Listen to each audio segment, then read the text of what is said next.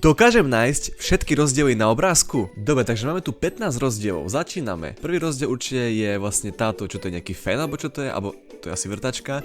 Čiže prvý, druhý je vlastne tento šrúbok, takže máme dve. Tretí si nevšímam jeho úsmev a vlastne aj oko, že je iné, takže to sú 4. Ďalší je rukavica, to je 5. Tu by sme sa mohli stať to presunúť trochu ďalej, tu už asi nebude nič čo. Dobre, tu máme 5. 6. rozdiel, tuto hore, vlastne je to odlepené. On tu má ceruzku za uchom, čo tuto nemá, takže to je 7, ak správne počítam. 8 je, že tu má štetec a tu má šrubovák. 9 je tento papier.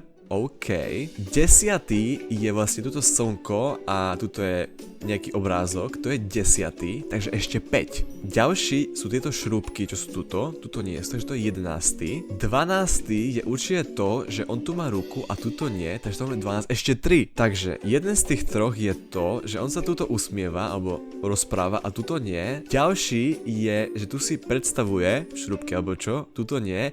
A posledný, vidíme posledný a posledný je vlastne tuto hore je obrázok trofeje a tuto nie je. Našli ste aj vy všetky rozdiely?